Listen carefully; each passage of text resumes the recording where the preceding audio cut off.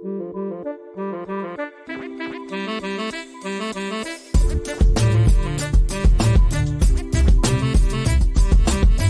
everyone, Scott Hansen here from NFL Red Zone.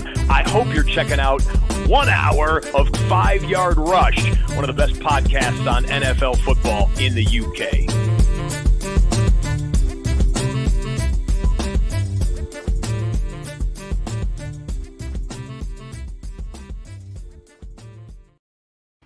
Good morning, Rush Nation. Thank you for joining us for another Good Morning Fantasy Football. It's going to be a really short one today, just a few minutes just to talk about fantasy strategy, and it's going to be on an advancement of what we did on last night's show with the incredible Pat Fitzmaurice of Fantasy Pros. If you haven't had a chance to check that out, then please do go check that out. I'm sorry if there's any background noise from my fan. It is very hot here in the UK today. So I have my fan on. If I turn it off for just even 10 minutes, it's just bakes in here. So that's why you can see my hair moving. If there is some residual background noise, I do apologize, but hopefully it's not too bad. Just really in terms of fantasy strategy, it was interesting talking through with Pat and looking at the ADPs that have changed in the last 24 hours, especially PPR, to try and devise this roster construction fantasy strategy. And the more I look at this, and the more I'm doing drafts, and I'm ignoring these special charity drafts with unique scoring, that doesn't apply. You've got to think about your own roster construction there. But this idea of drafting one of those 4 top running backs, Bijan Robinson, Christian McCaffrey, Breece Hall, and Jonathan Taylor, and I'd even throw Kyron Williams for me in there, but I know others will not. Getting one of those 5 guys and then hammering wide receiver for the next couple of rounds seems to be the really prudent approach, especially considering that running back of wide receivers are going very, very, very early. We were looking at it in RB12 last night's going off in like the 5th or 6th round. And so a lot of people, and it's probably atypical of normal drafts. But if wide receivers are getting pounded, it's more important to get those guys early because they're not going to stick around.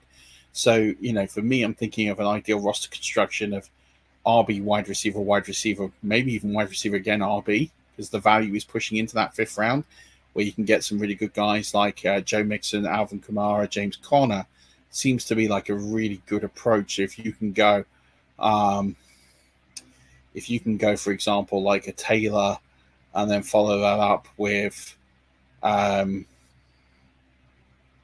look, we saw Deebo Samuel there in the second, not necessarily one people will be rushing towards, but if you can get, Garrett Wilson, and then you follow that up with a Michael Pittman, you follow that up with a Deebo Samuel or something like that in 2, 3, and 4, and then you follow up with Kamara, Mixon, like that feels like a really good opening 5 rounds, and then you can punt quarterback a little bit later and go and target someone like Dak. He seems to be the guy late on, or Jaden Daniels seems to be the 2 guys you can get late to really anchor this strategy and bring it home. That's, to me, feels like from a roster construction perspective, the route that is going to yield to the most upside and optimism. So that's my initial thoughts looking at the ADP. Wide receivers are going very early. Wide receivers are going very heavy.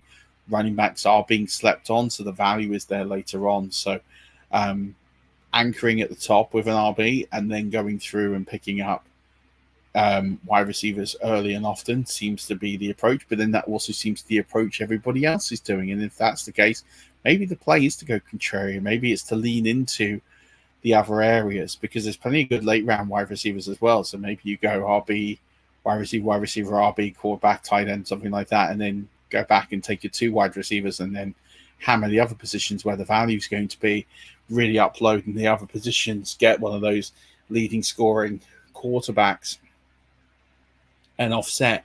And I think contrarian plays are what you're going to be looking for quite frequently. So there's optimal, but then looking at the ADP, that is what everyone else is doing. And if everyone else is hammering those positions, you kind of have to lean in the other way because to compete, if you do what everybody else does, it becomes a luck game. It becomes a game where everybody does the same thing, and it's whose players hold up, whose players don't get injured, whose players don't have quarterbacks that miss time, etc. And it becomes an endurance / race of attrition as opposed to a skill game. So for me, I'd be leaning into the opposite strategy. I'd be trying to find the value where it's falling. So if the value, and it seems to be at the moment in RBs, load up on RBs. Go and get yourself 4 top RBs. Put them in the flex spots. And then that way, when you've got the most volatility at that position, you have the most insurance at that position, because you've still got guys you can plug in as your starters, bye-week cover, etc. You're not losing those guys. That, for me, feels like going contrarian works. I think if you do what everyone else does, you're going to struggle. That's how I always play the game. I'll play the game on variance. I'll play on where I think the ADP value pockets are. It seems to be there's a huge one of wide receivers in the 3rd round, in the 4th round, and that might be the round to go and get your RBs, and then follow up and get guys like Deebo Samuel where they have been going in the 5th round. I know last night's ADP says he's in the 2nd. I've yet to see a draft where that happens. Go and lean into those guys and go look elsewhere. I think it's really interesting to lean against what everybody else is doing and go contrarian. If everybody else is punting tight end, go lean into tight end. If everyone's punting away from quarterback, go and lean into quarterback. Go and get Josh Allen. Go and get a top guy. Contrarian plays work. If you end up doing what everybody else is doing, as I've already said, you're ending up just in a rule of attrition. You might execute your strategy slightly better than everybody else, and that could work, and that's fine. And if you want to build your roster like everybody else and hope that your knowledge prevails, then I'm not one to tell you otherwise. But the problem with that is if you're then chasing the positions that everyone else is chasing at the same time, it comes down to your draft capability in picking players you believe are going to be creating a higher variance than others. If you back your draft abilities that much, I'm not one to tell you otherwise.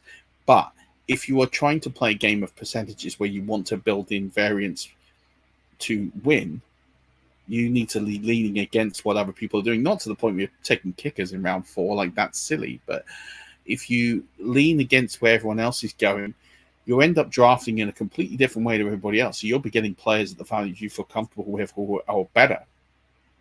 And let everyone else capitulate everyone else's value in their team. So if there's a big wide receiver run and you go RB, let the value be capitulated. Let people be put into a run. Let people be scared and go on tilt and think, I missed my guy. I've been sniped. You know, we've talked about, if you see the show that I did with Mags a few weeks ago from Dynasty Hot Seat, vertical board, horizontal board, drafting on value, you execute those principles in this draft format, you won't fail. So your roster construction should be fluid, but maybe leaning into away from what everybody else is doing is a really good play, because at the moment, looking at these ADP values on Fantasy Pros, it seems like everyone's doing the same thing as hammering wide receiver top and early. And so at the top, that probably looks like the optimum strategy. But it's not optimum if everyone's doing it. If everyone does it, then it is a luck game, and that's perhaps where you want to lean against it. So it's just a casual thought to wrap up this week of great content that we've put out there. Go and listen to all the other content. But I think about your roster construction. Don't do the same thing every time unless you're really happy and comfortable with what you're doing. And look at where you can try and draw value elsewhere.